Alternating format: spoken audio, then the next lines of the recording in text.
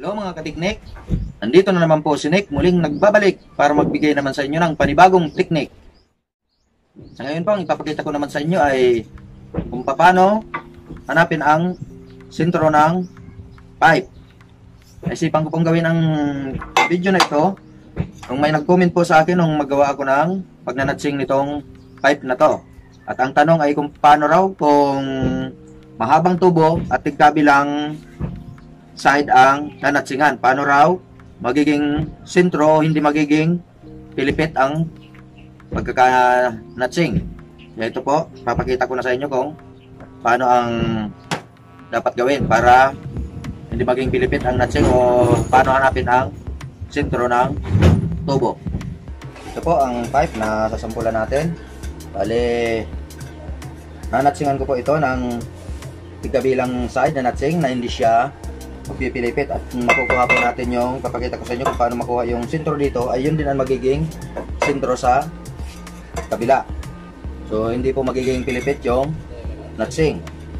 Ngayon, ang una pong gagawin ay kung maaari lagay ninyo sa inyong gato para hindi siya gagalaw. Hindi kaya naman po ganyan. Yan. Ipitin po ng ganyan. At Bilingan din po dito. Yan. Ayan. Hindi nagagalaw. Ngayon, ang susunod pong gagawin,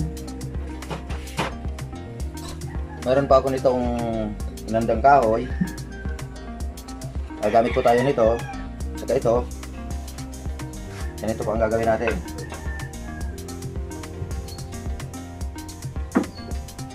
Yan. Po. Papako po yan dyan.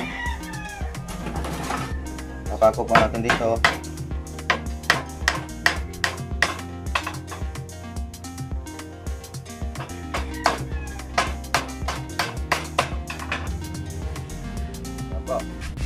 Ayun.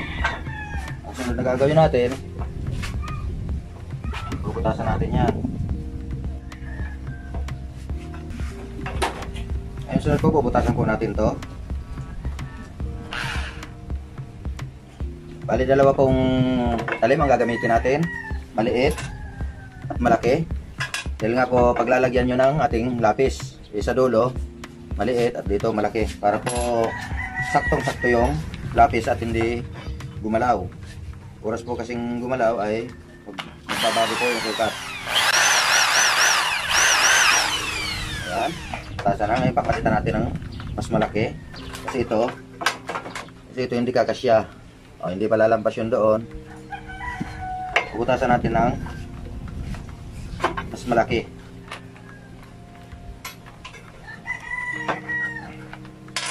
Mas malaki na.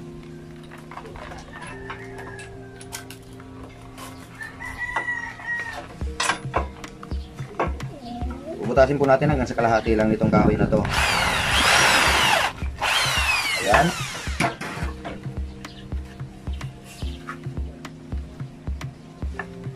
Ayan po, may nakalitaw na kaunting-kaunti lang. Yan, matibay na po siya. Kaunti lang po, nakalitaw. Ganun lang po.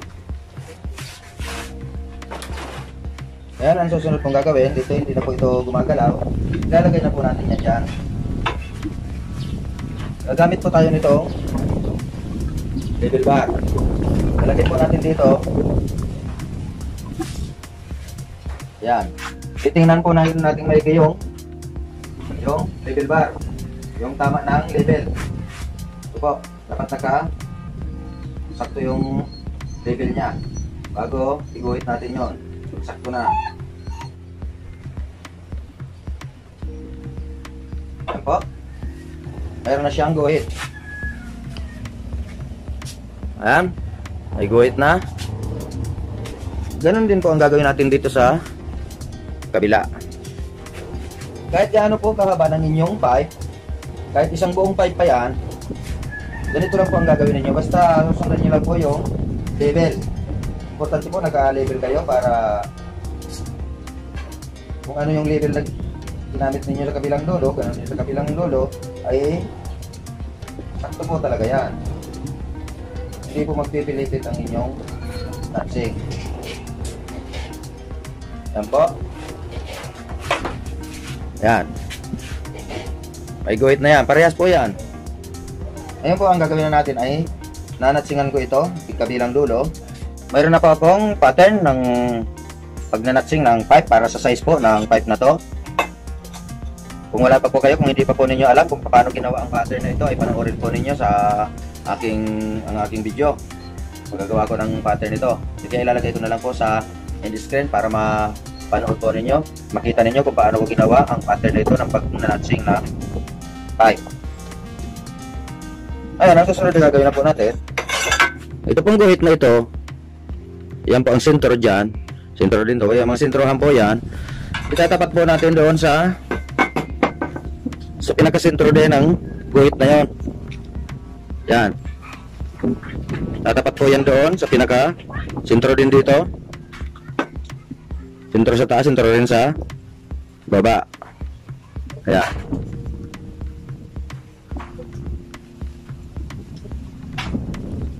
Ang ganyan po. Yan, sakto po doon sa guhit. Yung guhit na yon. Yan. Bago, guhitan na po ng trapeze.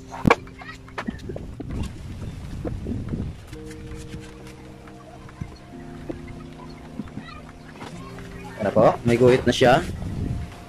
Ayan. May guhit na siya. Ganon din dito sa kabila. Kabilang side din. Ganon din po ang gagawin ninyo. Guhitan na natin yan dyan.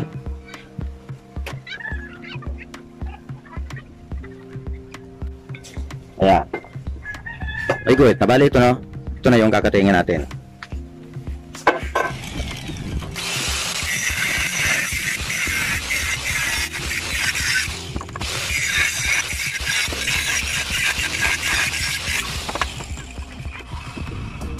Ito na nga po nakatingnan natin. Balik katulad din po doon sa una kong ginawa ng pagnanatsing ng pipe ay ito pong kanto na to ay gagrind po natin. At yung dulo na yon ay papanipisin po natin yon para mas maganda yung lapat.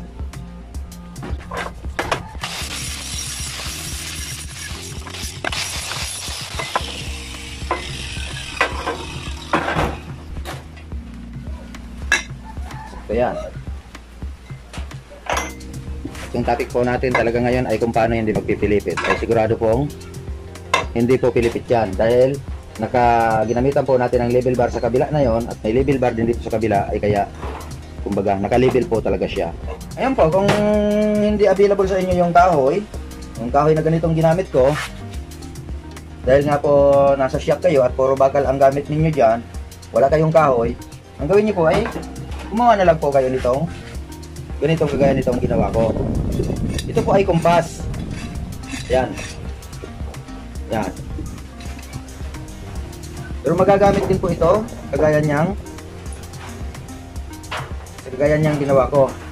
Pwede rin po ang ganito. Ngayon kung paano ko po ito ginawa, mayroon na rin po akong video kung paano ko po ito ginawa. Pwede rin po ninyo itong gamitin na pang sentro dito. Nilagay po ninyo yan dyan. Kita lang ito dito ay pwede rin ito nandiyan ang label bar dito yan lang pang ganun ninyo apa kasi nga po kung hindi available sa inyo ang kahoy kaya ito marami ang nagagawa nitong ginawa ko na to kasi ito po ay kumpas. Pwede rin po ito sa pagguguhit po ng bilog kaya po nito ayan. So ayan guys, sana may natutunan naman kayo sa aking video. Gusto po ninyo ang aking video, huwag kalimutang i-click po ang like. Kung bago pa lang po dito sa aking channel ay pakiclick naman ang subscribe. At na rin po ang notification bell para po updated kayo sa mga i-upload ko pang video. Maraming salamat.